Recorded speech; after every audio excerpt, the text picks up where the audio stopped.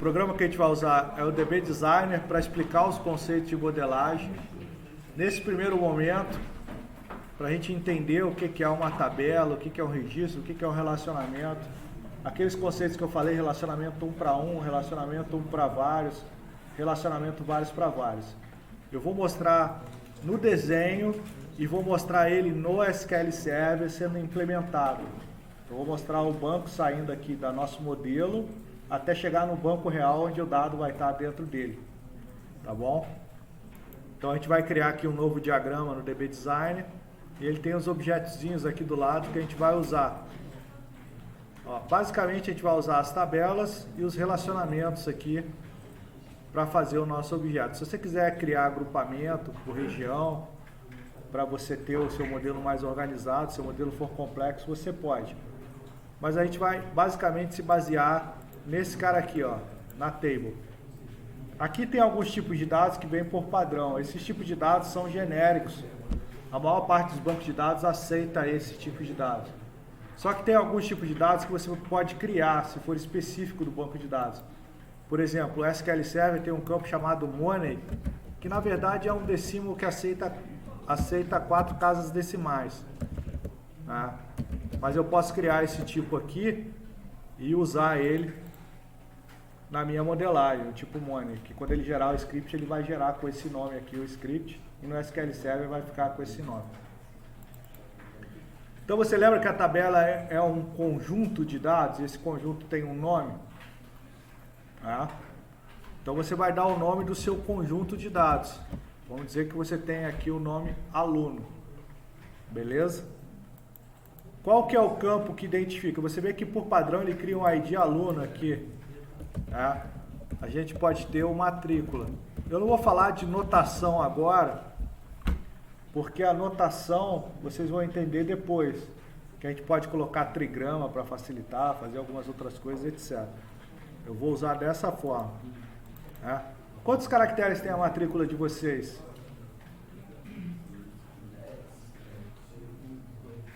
257,074. 8 caracteres, não é isso? Ainda são 8? Essa é a minha matrícula quando eu fui aluno. Sim. Ainda são 8. Você nunca mais esquece esse treco. Tá? E aí você tem um nome. Tá? Você lembra que eu falei do tipo de dado? Varchar. Varchar é 1 byte por caractere da tabela ASCII. Você poderia colocar o N varchar se você fosse usar outro. Nem tem o N varchar aqui, você teria que criar. Tá? Na SQL Server. Mas é importante você ter limites de tamanho e respeitar esses limites, porque o seu banco vai ter essa limitação depois. E vai retornar erro se você tentar armazenar uma quantidade maior de caracteres que é aquela que você permite. Quando vocês preencheram as fichas do aluno, vocês tinham lá matrícula, nome, tinham mais o quê? Deixa eu parar aqui no CPF para a gente não encher isso aqui.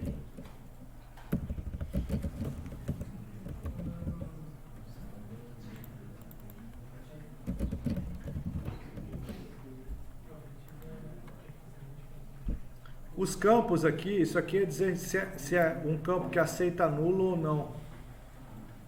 Todas essas notações, o tipo de dado, deixa eu colocar aqui data de nascimento.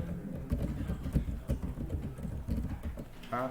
Isso aqui vai determinar o tipo de dado que o banco de dados vai aceitar e o tamanho que ele vai aceitar para você fazer. Tá? Então é muito importante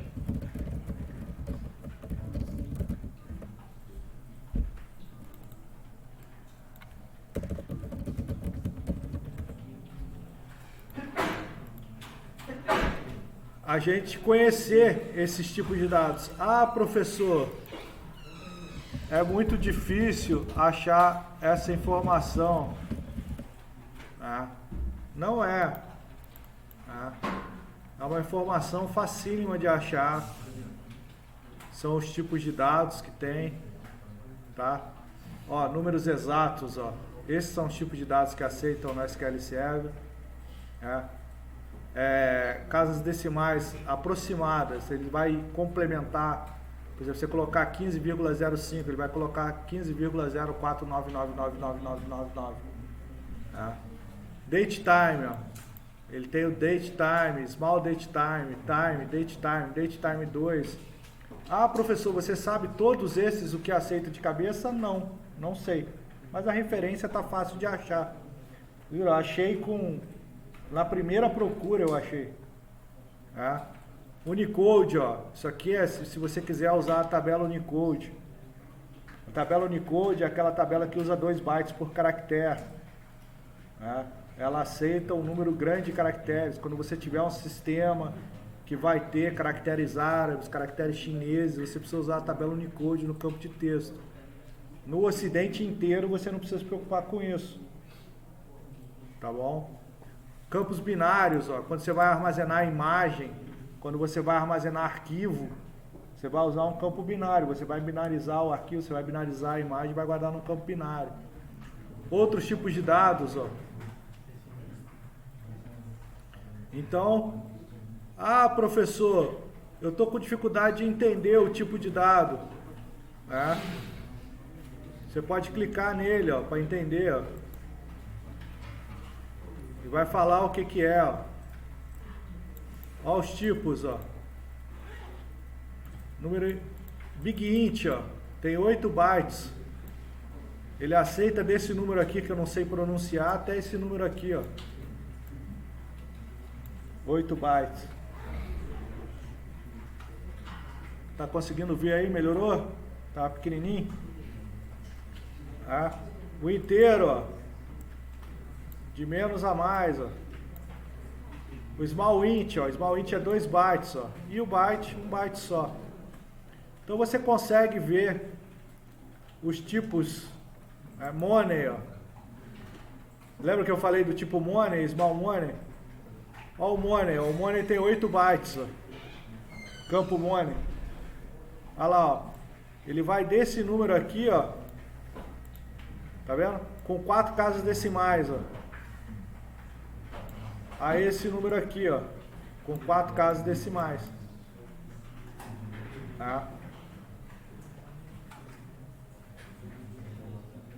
Então você tem os tipos de dados, ó, decimal e numérico, ó. Olha lá, ó. O decimal, quando você precisa de um número extremamente grande, você pode usar até 17 bytes. Ele não consegue nem representar aqui. Tem precisão de 38 casas decimais.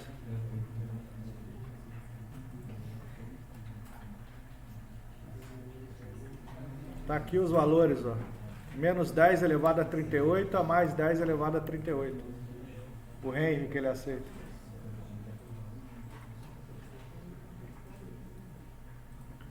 Então você consegue, com um pouquinho de pesquisa, entender os números. Beleza? Aqui são os numeric type, ó, o float, o real, quantos bytes ele usa.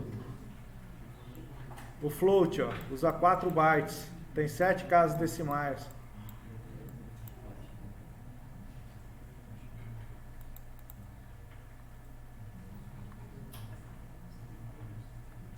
Esse aqui é o... dependendo da quantidade de casas decimais, né? Ele vai usar 4 ou 8 bytes. Pessoal, tá muito ruído aí. Tá me incomodando essa conversa. Vamos... Me ajuda, gente. Me ajuda a ajudar vocês. Então, o tipo de dado que a gente escolher aqui, ele vai ter aquelas características. O que isso significa? Que você não consegue armazenar um valor maior do que a capacidade do tipo de dado que você escolheu para armazenar. É isso. E tem tamanhos variáveis que você coloca o range dentro. Que é quantos caracteres, por exemplo, você quer aqui no nome. Vai aceitar só no máximo 100 caracteres. CPF 11. Isso é Norte Nu. Então essa aqui é a sua primeira tabela que a gente está criando com uma chave primária na representação. Tá vendo? E ele tem notações aqui que você pode usar. Ó. Essa notação só vai fazer diferença quando você tiver relacionamento, que ele vai mudar as notações de relacionamento. O DB Designer, ele não tem essa diferenciação entre o modelo lógico e o modelo físico. Tá? Você vai ter que desmarcar aqui, ó, para ele mostrar o modelo lógico, só para você. O modelo lógico, ele não tem preocupação com o tipo de dado, é só para você entender o conceito. No modelo físico, quando você chega aqui no modelo físico, ele já começa a mostrar o tipo de dado para você, que é o que você vai implementar no banco de dados. O que isso significa, gente? Quando você usa uma ferramenta de modelagem, para gerar o banco de dados, você vai usar o recurso dela. Essa ferramenta já é uma ferramenta antiga, tá? Você tem ferramentas Wrin, o ERWIN, da IBM, se não me engano, da IBM hoje. Ele é uma ferramenta maravilhosa para o banco de dados.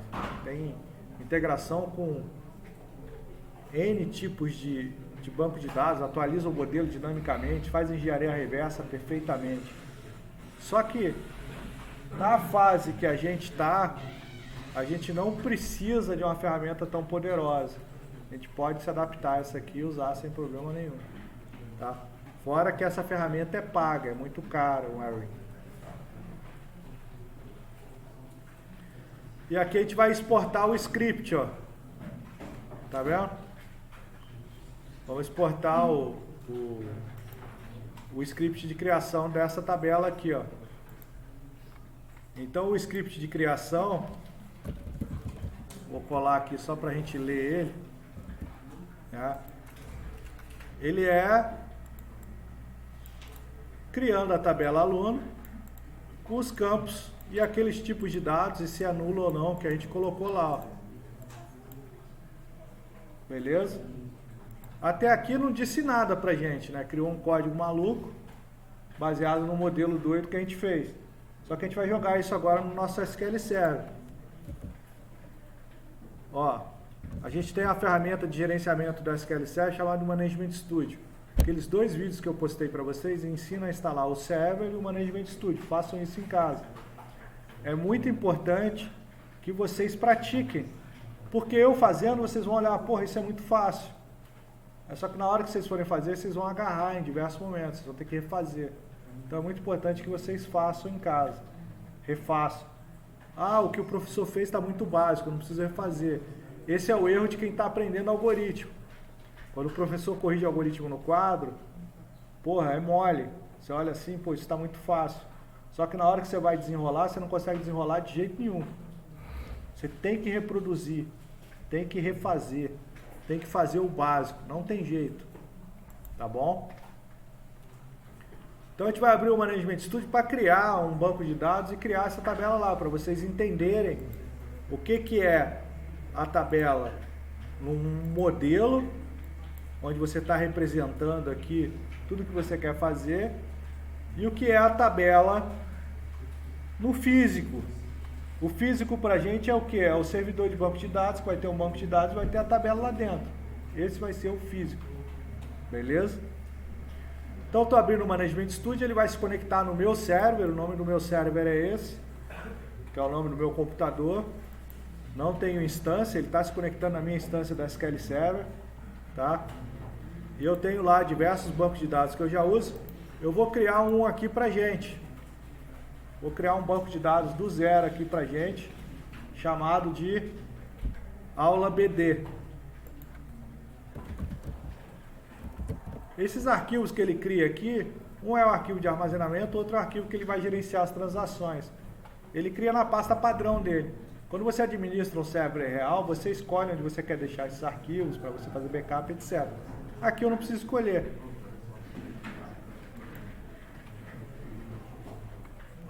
Tá lá o meu banco, ó. Meu banco não tem nenhuma tabela ainda. Só tem as tabelas de sistema que ele cria automático, mas não me interessam essas tabelas. Eu vou rodar o script aqui, ó. Ele está lá dentro do aula BD, eu vou rodar aqui o meu script, ó, para criar a tabela. Esse script aqui, ó, é essa tabela aqui, ó. Matrícula, nome, CPF. Tá vendo? Olha lá, ó. Matrícula, nome, CPF. E ele vai criar essa tabela lá para mim. Então vou dar o executar aqui. Ele executou o comando, ó. Vou mandar dar o refresh aqui, atualizar. Tá lá a tabela aluno.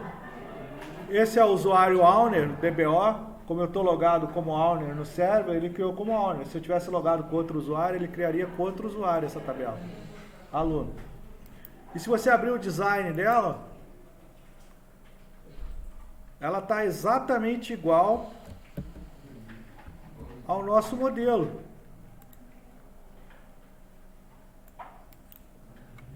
Tá vendo? Matrícula, varchar 8, nome, varchar 100, CPF, data de nascimento, data atualização. Então, esse cara aqui, ele vira esse cara aqui no seu banco de dados, com o mesmo nome lá, ó, aluno. Mesma coisa. Aqui dentro vão ficar armazenados os dados do aluno, da minha coleção de alunos, da abstração de aluno que eu estou criando no meu sistema. Tá? É claro que num sistema real, você não vai interagir com a tabela direto na tabela. Você vai ter interfaces humano-computador que foram desenvolvidas, que vão fazer as operações de insert, update e delete nessa tabela. Vão fazer. Só que a gente vai usar aqui a próprio Management Studio para fazer isso. Só que nenhum sistema real você interage direto com o banco. Quem interage com o banco são os seus casos de uso, que vão estar conversando com suas partes internas do seu sistema. O usuário ele não conhece o banco de dados. Né? Você, quando acessa a conta corrente sua lá no seu banco, e você consulta o seu saldo, ele acessou uma série de informações de uma série de bancos de dados diferentes, que você, como usuário, não faz ideia onde ele foi. Né? Porque tem uma interface humano-computador que está fazendo essa interação. Né? Só que como a gente está aprendendo banco de dados, a gente vai interagir direto com ele. Tudo bem? Então aqui, ó. Então a tabela, ela é formada por várias colunas, ó. Por várias colunas. É como se fosse uma tabela do Excel. Se você clicar com o botão direito aqui, ó, e mandar editar as 200 linhas superiores, ele vai abrir igual a planilha do Excel pra gente. Tá vendo? Aí eu posso digitar aqui, ó.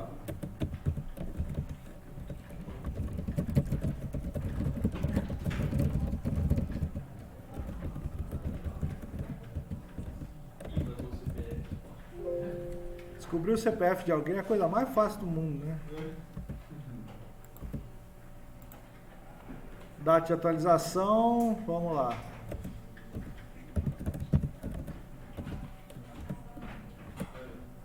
Beleza? Então tá lá, ó. O que a chave primária me garante? O que a chave primária me garante? Que eu nunca vou ter dois registros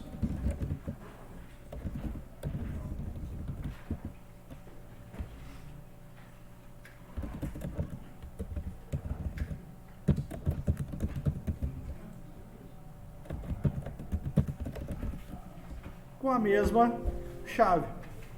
Toda vez que você tentar inserir, seja direto no banco ou por uma interface de sistema, ele vai retornar o erro de chave duplicado. Perdão, eu acho que eu estou achando um pouco rápido.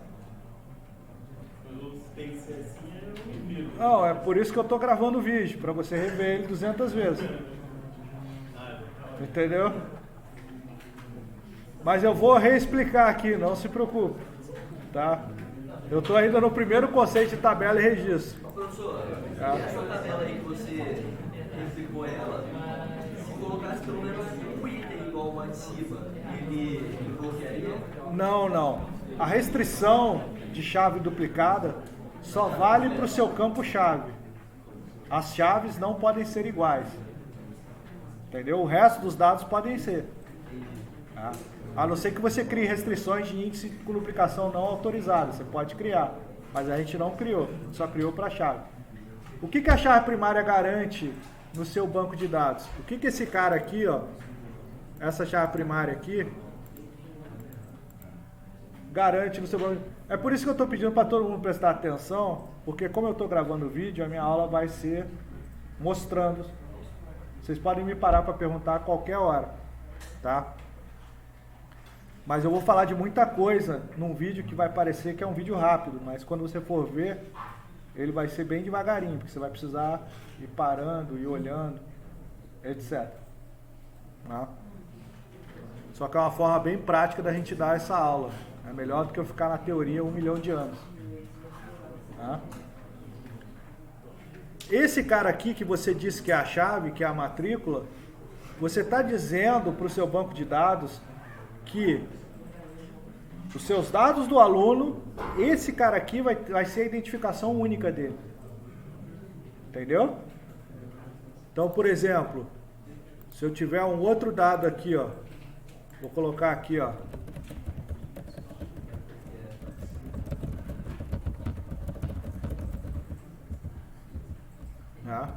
Ele aceita. Ah, tá. Os outros são praticamente todos iguais. Mas aí você tirou a chave igual e ele aceitou. Isso aí. Eu poderia colocar, por exemplo, a chave no CPF. Poderia. Você poderia, inclusive, criar uma restrição. Se você entrar lá no editar tabela, você tem um conceito chamado índice. Você lembra que eu dei aquela aula de índice, falando de procura por índice ou não? Você pode criar índice no seu banco. Tá? Você pode criar um índice aqui. Deixa eu ver só onde cria aqui. Não. Vamos lá. Tem que achar agora. Propriedades da tabela.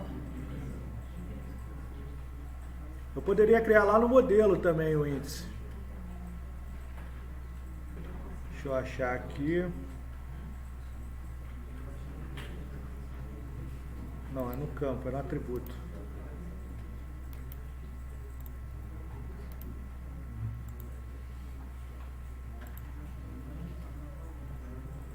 Eu não vou achar aqui no design.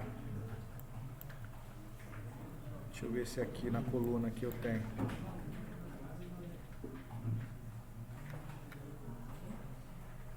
Porque você pode criar que ele é um índice de duplicação não autorizada, por exemplo.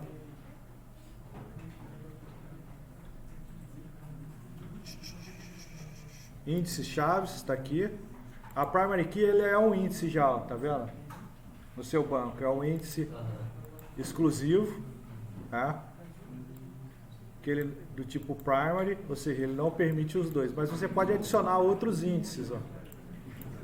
Você pode indexar outros campos no seu sistema. Quando é que você vai indexar outros campos? Quando você quiser dizer que você quer uma procura mais rápida por aquele campo, ou quando você quiser fazer o que a gente vai fazer agora. Eu vou colocar o CPF aqui, vou dizer que ele é exclusivo, sem ele ser chave. Tá? Aí vai fechar o CPF. Quando você salvar esse cara aqui, ele vai alterar a estrutura da tabela. Para alterar a estrutura da tabela pelo Management Studio, você tem que marcar uma opçãozinha aqui, ó. Tem uma opção aqui, vou mostrar para vocês, vocês vão precisar abrir essa opção lá no de vocês, tá? Quando vocês estiverem fazendo. Eu só vou ter que achar aqui, porque tem que permitir alterar a tabela. Deixa eu ver isso aqui, se é aqui. Não.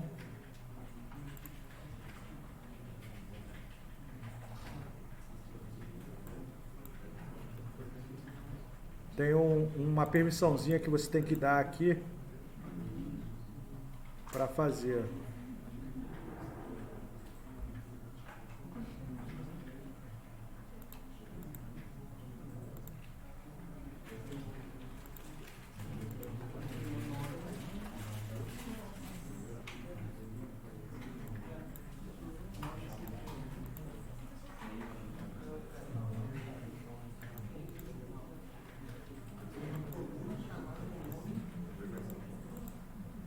porque senão ele não deixa você executar. Agora eu vou ter que achar esse cara aqui.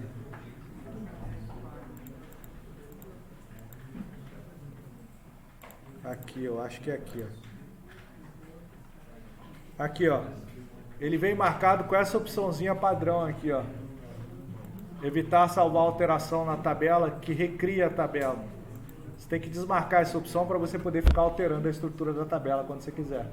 Senão ele não vai deixar se alterar pelo Management Studio. Ele vai falar que não pode, que vai precisar recriar a tabela. Então você tem que abrir o Management Studio lá em ferramentas, opções e desmarcar esse cara. Então o que eu quero explicar para vocês é o seguinte, tá? O primeiro conceito é a tabela, que eu falei na última aula. A tabela é um modelo, ela é a abstração do dado que o seu sistema vai usar.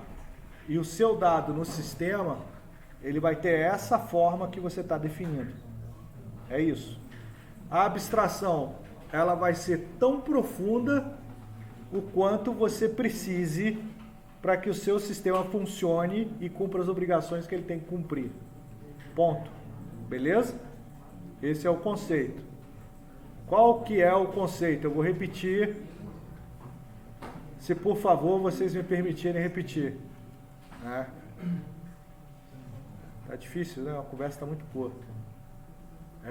A abstração do dado tem que ser tão profunda o quanto o seu sistema precise, não o tão profundo o quanto você acha que tem que ser, tá? Esse é o conceito. Então você vai pegar um dado do mundo real que você precisa representar, alguma coisa que você precisa representar. Fica pesado. O que faz rir também faz chorar, tá? Isso vale para os dois lados. Porque às vezes o que você acha que tem que ser o dado é menor do que ele realmente precisava ser. E você vai descobrir isso só quando você estiver desenvolvendo. Você vai precisar de alguma informação que você não tem. Entendeu? É muito comum você desenvolver um sistema e aí chegar para entregar o sistema para o usuário e o usuário pedir um relatório com um dado que você não armazenou. Por exemplo, imagina a faculdade agora, se quisesse saber, por exemplo, os alunos que têm o pé maior que 43 porque ganhou uma promoção, não tem como saber. Ela vai ter que fazer uma pesquisa, armazenar em alguma base e colocar. Eu estou usando o tamanho do pé porque é um dado esdrúxulo para a faculdade. A faculdade não precisa disso em hipótese nenhuma. Mas vamos dizer que ela quisesse saber. Ou ela quisesse, por exemplo, vou montar um time de basquete e quero saber todos os alunos têm mais de 1,90 m. Já é o primeiro filtro que ela vai estabelecer. Ela não sabe, porque ela não guarda esse dado. O exército sabe, porque no exército tem sua altura lá. Inclusive a altura que a maior parte dos homens usam na vida inteira é a altura que deu lá no dia do alistamento. Não é isso? A altura do alistamento é a altura que você usa o resto da vida, não é? É isso. Para o exército interessa essa informação. Porque você chega lá, você ganha farda, você ganha bota, interessa o tamanho do pé, interessa o peso, interessa tudo para eles. Para a faculdade não. Então a abstração do dado para o cadastro de um militar é diferente da abstração do dado para um cadastro de alunos. Isso é muito importante, eu tenho repetido isso para vocês, gente, porque vocês têm que entender que essa abstração vai depender do contexto e da finalidade do dado. É isso. Isso não é uma coisa fixa. E é por isso que não existe um cadastro genérico. Eu já fiz um cadastro de pessoa aqui, vamos usar ele em todos os sistemas. Não vai funcionar. Vai ter sistema que vai ter dado demais que não precisa, e vai ter sistema que vai ter dado de menos que precisa de outras coisas. Por quê? Porque você não fixou a sua abstração do dados ao contexto daquela informação, ao que você vai precisar. Então você precisa fixar esse contexto. Beleza? Vamos lá. Então a tabela que eu falei de modelo lógico e modelo físico, no modelo lógico você só precisa dar ideia do que vai ser aquela abstração. Você não está preocupado em detalhes de implementação. No modelo físico, você está preocupado com detalhes de implementação. Porque é exatamente isso daqui que vai ser implementado lá no seu servidor de banco de dados. O SQL Server é um servidor de banco de dados que ele gerencia dezenas de bancos dentro de uma empresa. Centenas de bancos, dependendo da empresa. A gente criou um banco de dados aqui e pegou o script de criação daquela tabela que a própria ferramenta gerou para a gente e criou a tabela dentro desse banco. Então ele criou esse modelo aqui, ó. Só que aqui já está no físico. O SQL Server tem o diagrama de banco de dados, que você pode criar o seu banco direto nesse diagrama. E ele mostra a tabela para você lá, ó. Se você mandar exibir os campos aqui, ó, vou mandar exibir os campos aqui. Vamos achar aqui onde é que eu exibo os campos aqui. Vou clicar aqui na tabela. Não. Índices chaves, não. Em algum lugar eu consigo exibir o campo aqui.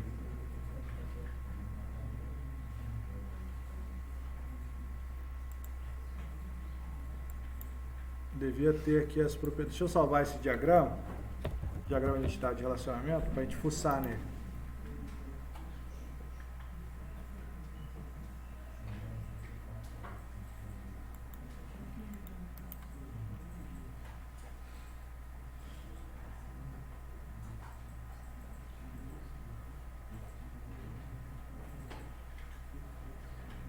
Ele não exibiu aqui, mas tem como exibir.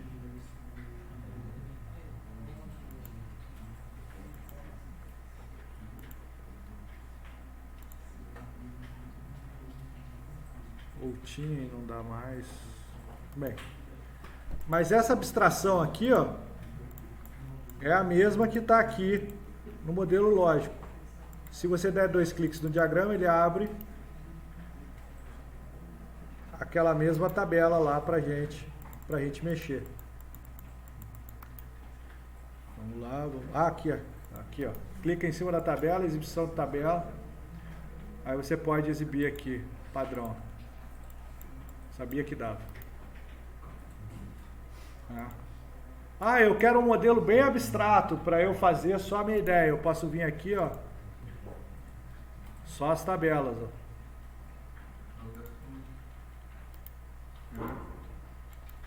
Isso aqui, ó, é exatamente isso aqui, ó. Só que uma eu fiz uma ferramenta de modelagem para eu conceber minha ideia e a outra já está lá dentro do SQL Server, onde o registro vai ficar armazenado. Vamos lá, deixa eu colocar aqui do lado. Olha lá, ó. Matrícula baixar 8, nome baixar 100. Beleza? Deixa eu voltar aqui para o SQL Server. Vocês estão vendo que eu estou clicando um monte de coisa aqui que depois vocês vão ter que ver o vídeo e reproduzir. A aula aqui não é de SQL Server, é de banco de dados. Então vocês vão ter que se virar aqui com o SQL Server. Outro conceito importante que eu falei na aula passada, conceito de registro. O registro, ou a tupla, que é o nome chique para isso, é o dado em si, ó. É o dado colocado no sistema que segue esse modelo. Esse dado aqui é cada instância que você está falando do registro. Cada pessoa, cada aluno vai ter um dado desse aqui, vai ser um dado desse aqui. Você vai ter lá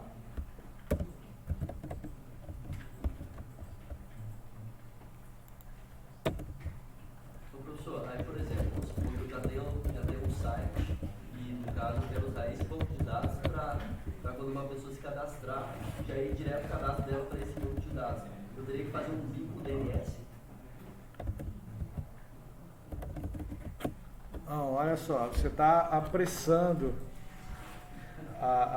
você está colocando, como é que eu vou dizer assim, a carroça na frente do boi. Né? O banco de dados ele existe para você armazenar o seu dado num meio onde você consiga recuperar que não seja volátil, a ponto de quando cair energia você perder o dado. Então ele vai guardar o seu dado numa mídia física qualquer, para que você consiga recuperar. Ele só serve para isso, para que o dado fique persistido, é o termo correto, para que o dado não fique só na memória do computador, entendeu? Você persiste os seus dados num banco para quando você for buscar. Existem diversas formas de você armazenar isso. Você pode armazenar isso em arquivo texto, XML, num arquivo do Excel, num banco de dados Access e tal. Qual que é o lance? Você quer armazenar num meio que te forneça o maior número de recursos possível e que tenha maior facilidade de ser armazenado. Aí surgiram o quê? Os sistemas gerenciadores de bancos de dados. Sistemas gerenciadores de bancos de dados, ele não trata só o arquivo do dado. Porque o dado em si é um conjunto de caractere ou binário que você podia armazenar em qualquer lugar. Ele gerencia aquilo para você. Então ele tem coisas que vão garantir que a transação ocorra por completo. Se não ocorra, ele desfaz. Ele tem recursos para garantir a segurança do acesso. Ele tem usuário e senha para acessar. Você pode ter usuários com diversos níveis de permissão diferentes para você acessar. Ele tem gerenciamento interno do arquivo e ele isola isso para você. Você não precisa fazer esse gerenciamento interno para que o acesso seja veloz, para que ele faça, se você indexar, ele faça procura por índice, para você poder interagir com dados de forma mais rápida. Ele possui linguagem padrão de consulta, que é o SQL, suporte ao SQL, para que você consiga usar uma linguagem de quinta geração, que é o caso do SQL, para você poder acessar os dados.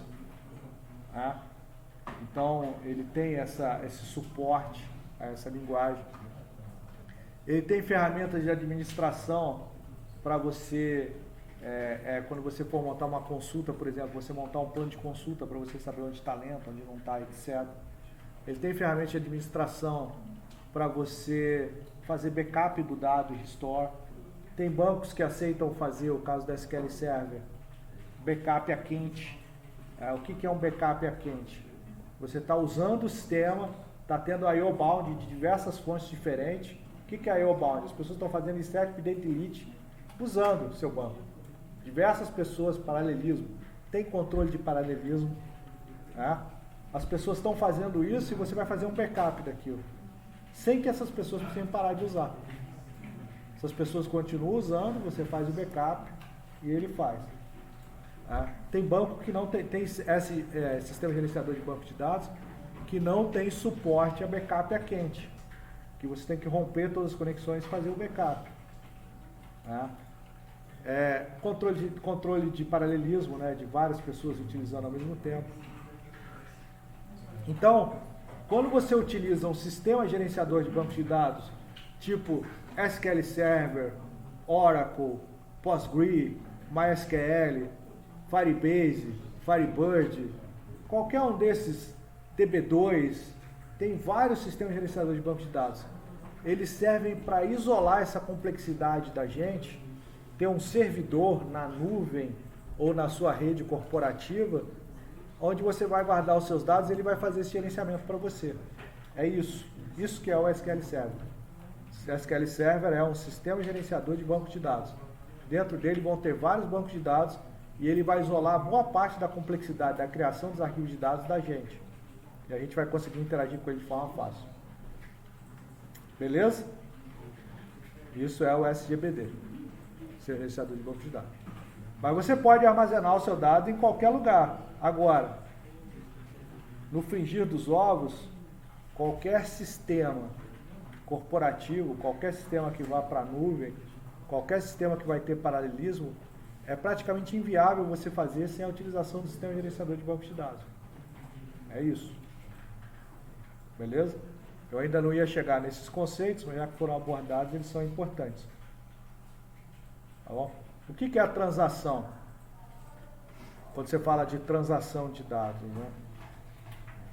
Você imagina o seguinte, as operações, quando elas ocorrem nos sistemas, elas estão sujeitas a falha.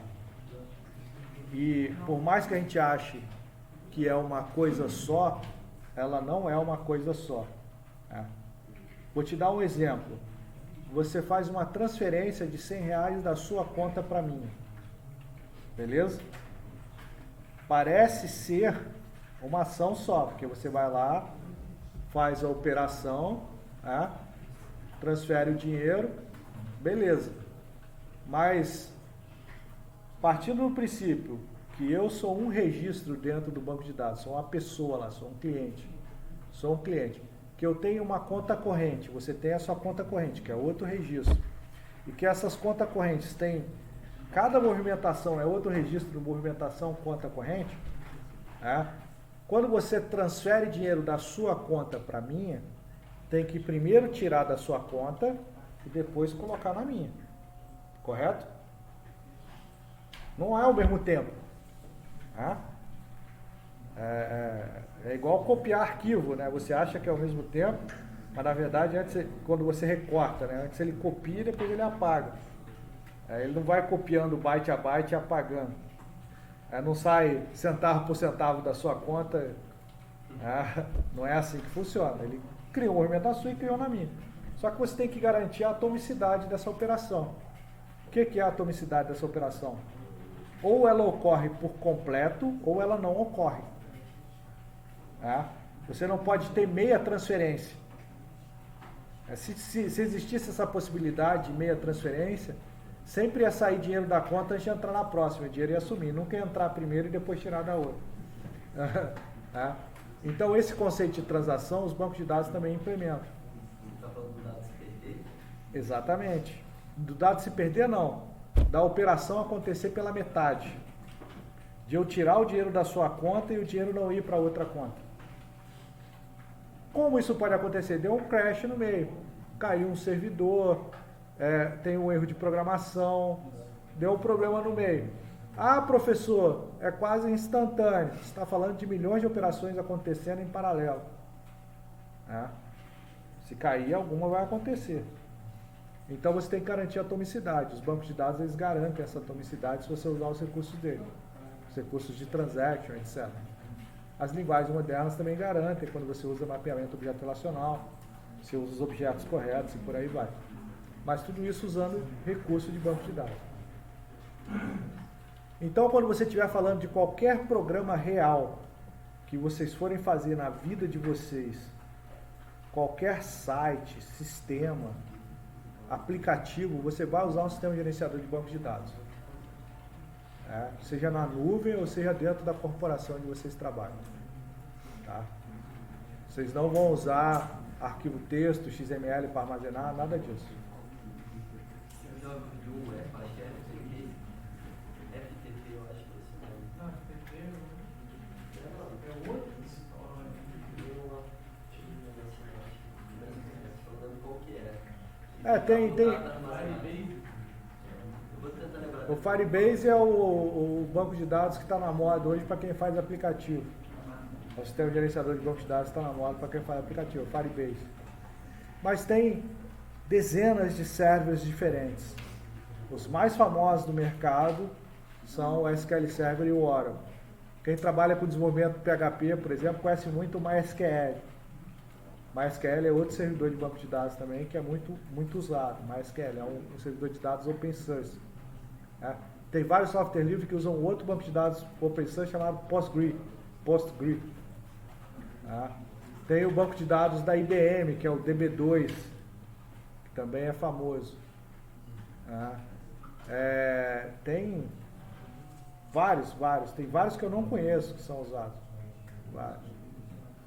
Então, assim, todos eles têm esse mesmo conceito que eu estou falando. Conceitualmente, eles servem para isso. para isolar a complexidade do armazenamento, eu inseri 3 registros aqui, não faço ideia de eles estão armazenados, como eles estão armazenados. Eu sei que eles estão armazenados no arquivo de banco de dados que a gente mapeou quando a gente criou o banco, que são esses caras aqui, ó.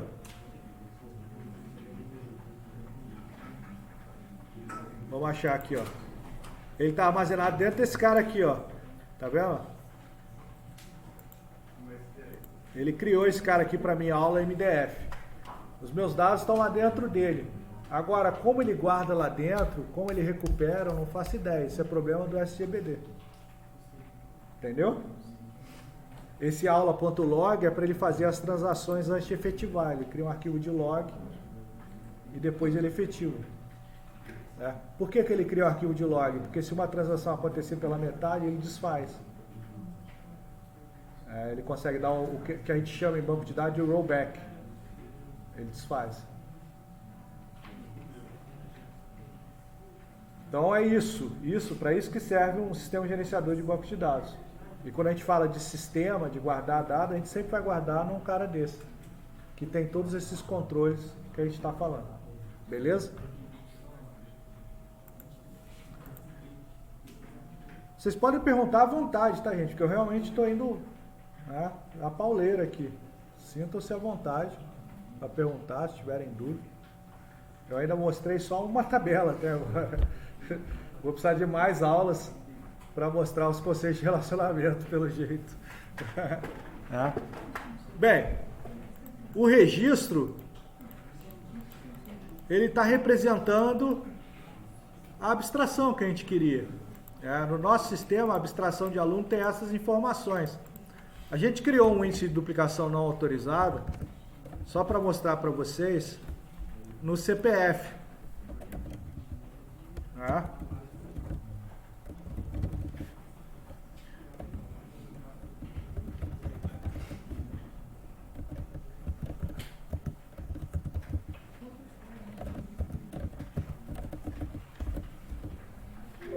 E ele vai falar aqui, ó.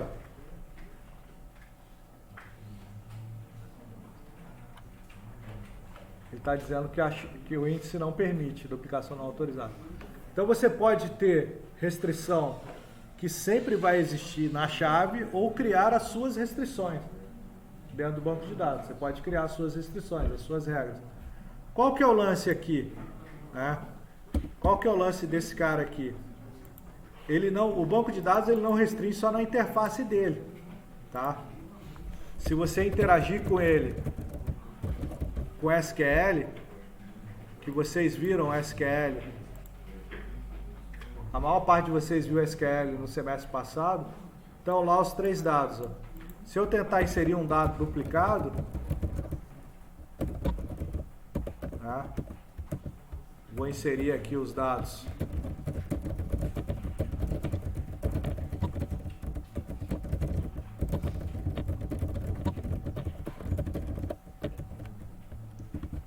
String vai entre aspas.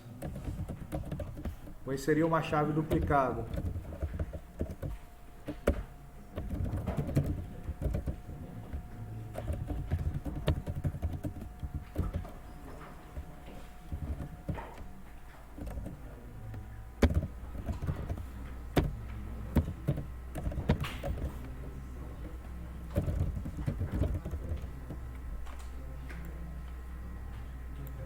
Beleza?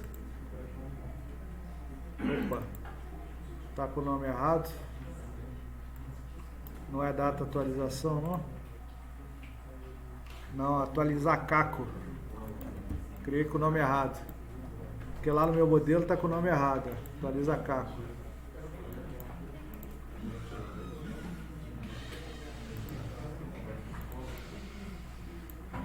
Ele vai retornar o erro também, ó.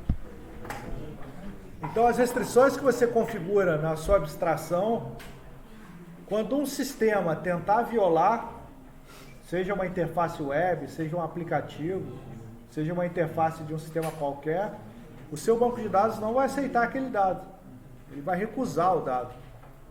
Tá? E aí, se você mudar a matrícula para uma válida, ele pega a primeira restrição e cancela. Mas tem a restrição do CPF também, ele vai para a segunda. Tá vendo? Então ele não aceita o dado. Entendeu? Ele recusa, ele dá um erro. E se você não tiver tratado isso na sua interface, o seu programa vai dar um crash. Quantas vezes você já não entrou num site e apareceu uma mensagem lá de dado inválido, registro não sei o que, o site quebrado? É um erro não tratado que o banco retornou, que cagou. Existe uma tática hacker, vocês estão no segundo período ou primeiro, vocês adoram falar de tática hacker, né? Chamado SQL Injection.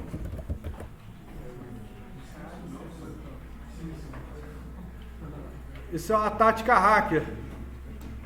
Olha lá. SQL Injection é uma técnica de injeção de código para destruir seu banco de dados. É uma das mais comuns, é uma das técnicas mais comuns para web hacking.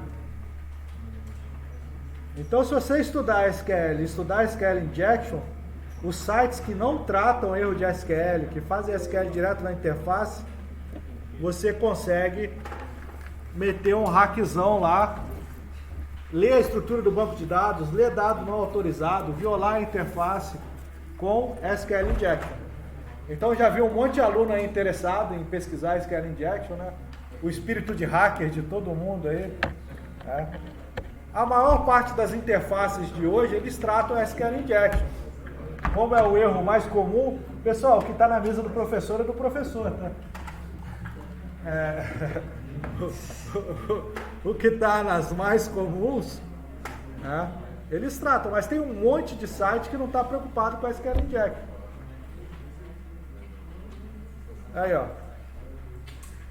Você pega um site, por exemplo, que o cara monta o SQL dinamicamente, de um insert assim, ó. Né? Aí ele não tratou, por exemplo, aspas simples. Aí você mete uma aspa simples, aí você insere lá no campo texto seu, tá? Uma aspa simples, uma vírgula, você fechou a aspa simples do cara, tá? Aí mete aqui um ponto e vírgula, você sabe que vai dar erro, você dá um gol, por exemplo, e mete aqui um drop table x. Ou o comando para ler a estrutura do banco de dados. Dá um select aqui que vai retornar a estrutura do banco de dados. Tem uma série de técnicas hacker para fazer isso. O cara altera o SQL que está montando dinamicamente ali com o SQL Injection, lê a estrutura, depois que ele tem todas as tabelas na mão, ele começa a dropar as tabelas, ou lê as tabelas antes, muda a senha de alguém, o cara deixa a senha aberta do usuário do banco, aí o cara muda a senha, já entra com o usuário do cara. Então, você acha que hacker é um gênio, mas ele está usando uma técnica vagabunda chamada SQL Injection para prejudicar os outros. Aliás, a maior parte das pessoas que se intitulam hacker não tem nada a ver com filme, tá, gente? Esses filmes de hacker que o cara tá olhando as letrinhas e tá, vou executar aqui um script, nada disso. O cara conhece um monte de técnicazinha vagabunda e aproveita as brechas que existem na aplicação para fazer. É isso. Quem gosta já pode ler sobre SQL Injection e ficar brincando. Mas a maior parte dos sites hoje cuidam disso. Então, dentro desse conceito que a gente está vendo,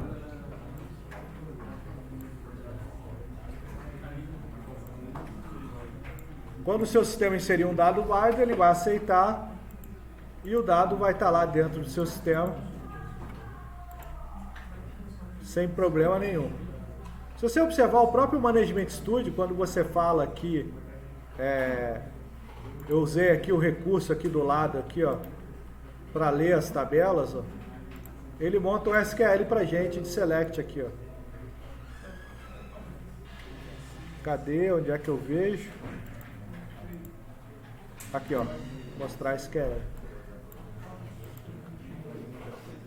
Para fazer.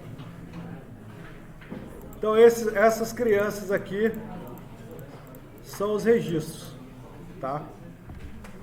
Então, o que fica de atividade para a próxima aula para vocês?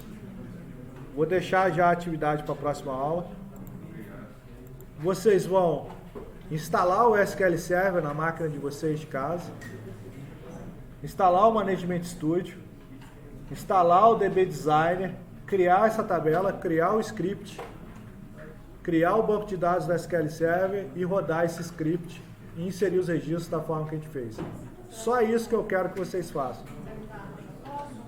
A aula eu vou postar lá. Vou postar. Quê?